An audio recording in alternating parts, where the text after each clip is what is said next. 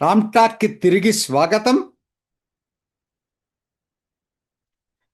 2025 దేశం గుర్తుంచుకోదగ్గ సంఘటనలుగా చెప్పుకోవాల్సి వస్తే ఎన్నో ఉన్నాయి. అన్నిటినీ మనం ఒకేసారి చెప్పుకోలేం కాబట్టి నాకు అనిపించినటువంటి ఓ 10 ఇంపార్టెంట్ ఈవెంట్స్ని మీ ముందు ఉంచడానికి ప్రయత్నం చేస్తా.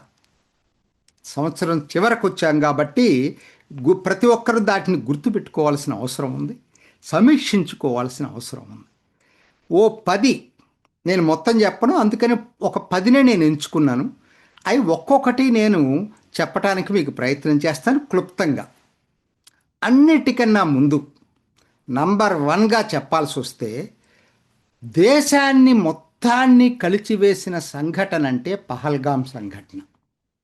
26 మంది అమాయకులు బలైనటువంటి పహల్గామ్, దానికి ప్రతీకారంగా భారత్ జరిపిన ఆపరేషన్ సింధూర్. ఈ రెండూ కూడా దేశవ్యాప్తంగా సంచలనం సృష్టించినాయి.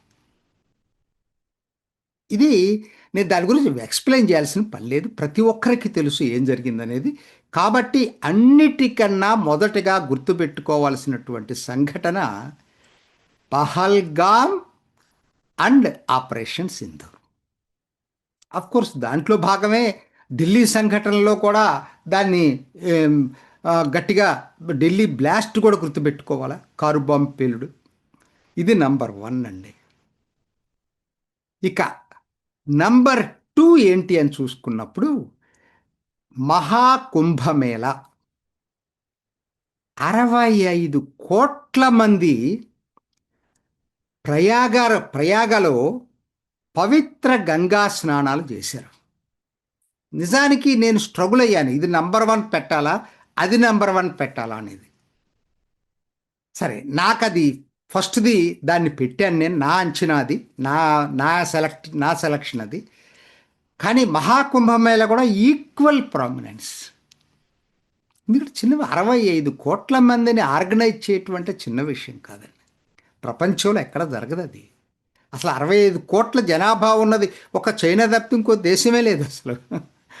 అంతమందిని ఒక చోటకి తీసుకొచ్చి అంత పెద్దగా ఆర్గనైజ్ చేసినటువంటి అత్యంత ప్రాధాన్యత కలిగినటువంటి సంఘటన ఏదైనా ఉందంటే అది మహాకుంభమేళ.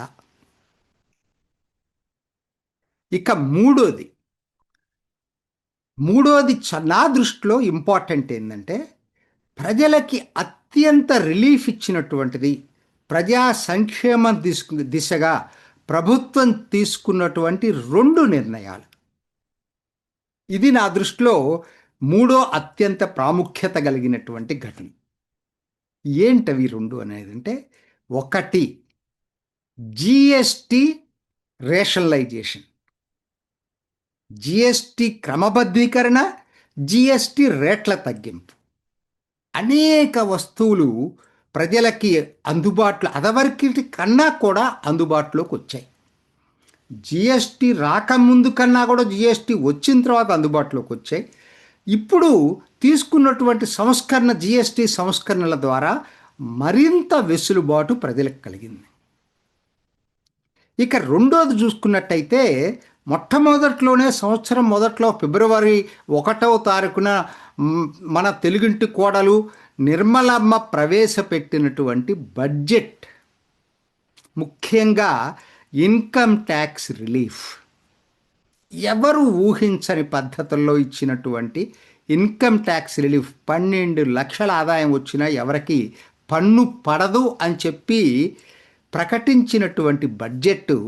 ఈ 2 జిఎస్టి సంస్కరణలు, ఐటీ రిలీఫ్ ప్రజా సంక్షేమం తీసుకున్న అత్యంత 2 పెద్ద నిర్ణయాలు ప్రభుత్వం. ఇది 3. 4 వచ్చేసరికి అన్నిటికన్నా చాలా నిర్ణయాత్మక దిశగా సంఘటన జరిగింది ఏదన్నా ఉందంటే భారత్లో అది నక్సల్ విముక్త భారత్. ఇంకా మిగిలింది 2026లో పూర్తి కావచ్చేమో, కానీ ఆల్మోస్ట్ 90% పూర్తయిపోయింది. లొంగిపోయే వాళ్ళు లొంగిపోయారు, కాల్పుల్లో చనిపోయే వాళ్ళు చనిపోయారు. దాదాపుగా చివరికి ఇప్పుడు కేవలం 3 జిల్లాలో 4 జిల్లాల్లోనే నక్సల్ ప్రభావిత జిల్లాలుగా గుర్తింపు ఉంది.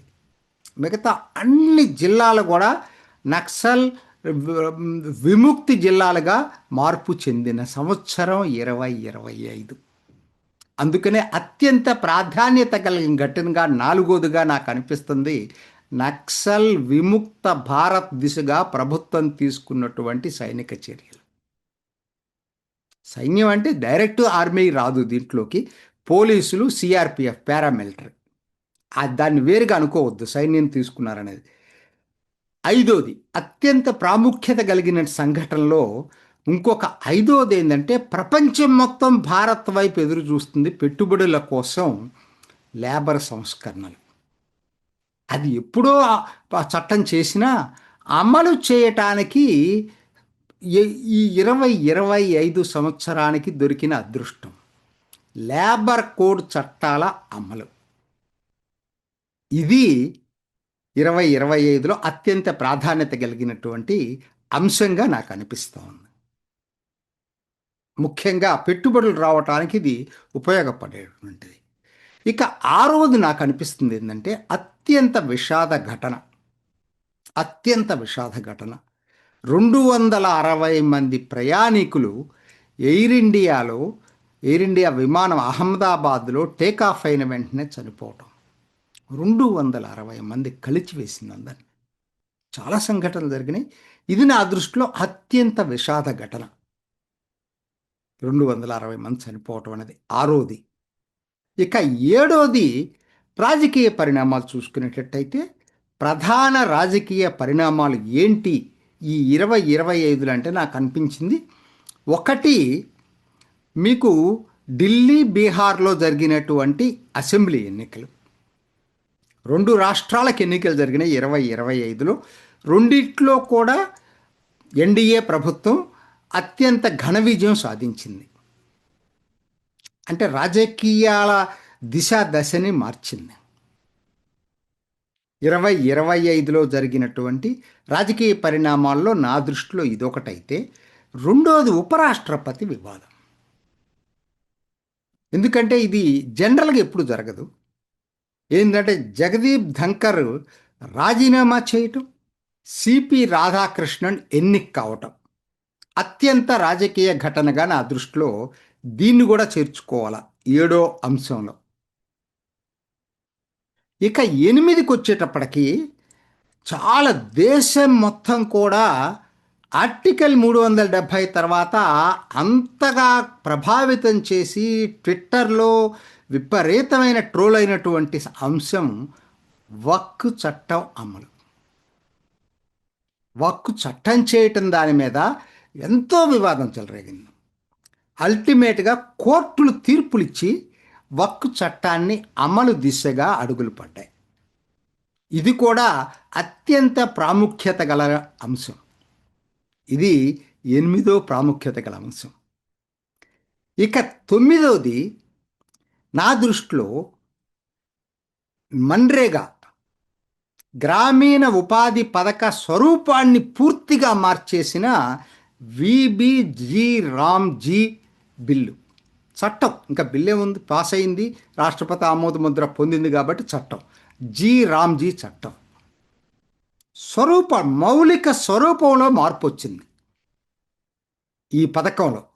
సో ఇది కూడా అత్యంత ప్రభావితమైనటువంటిదిగా 2025లో నాకు అనిపిస్తూ ఉంది.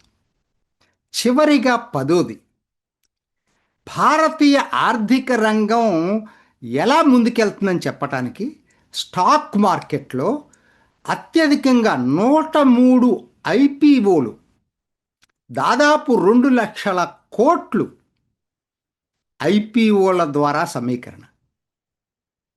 నేను మిగతాయి చెప్పట్ల, ఓన్లీ ఐపీఓలు రికార్డ్ ఇది. అంటే ఇది ఒక్కటే కాదండి, మొత్తం ప్రపంచంలో ఇవాళ మణిహారంలాగా ఏదైతే భారత ఆర్థిక వ్యవస్థ ఉందో దానికి అద్దం పట్టింది ఒక విధంగా. ప్రజలకు ఆ నమ్మకం ఉంది కాబట్టే ఇంతగా 2 లక్షల కోట్లు ఐపీఓల్లో ఒకే సంవత్సరం పెట్టారు. 103 ఐపీఓలు అదివరకు ఎప్పుడు జరగలేదు. సో ఇది కూడా అత్యంత ప్రాధాన్యత కలిగిన ఘటనగా నాకు అనిపించింది. నేను ఇంకా చాలా ఉన్నాయి కానీ అన్నిటినీ చెప్పాలంటే కష్టం కాబట్టి ఈ 10 సంఘటనలైతే 2025లో భారత్లో గుర్తుంచుకోదగ్గ సంఘటనలుగా నాకు అనిపించినవి మీ ముందు ఉంచుతున్నా. ఇది ఈనాటి రామ్ టాక్. ఇంకొక ఎపిసోడ్లో మళ్ళీ కలుసుకుందాం. నమస్తే. చూసారు కదండి, మరి ఈ వీడియో కనుక మీకు నచ్చినట్లయితే ఒక లైక్ కొట్టేసి మీ అభిప్రాయాన్ని కూడా కామెంట్ బాక్స్లో తెలియజేస్తూ ఇలాంటి ఇంట్రెస్టింగ్ అప్డేట్స్ కోసం మా ఛానల్ని సబ్స్క్రైబ్ చేసుకోండి.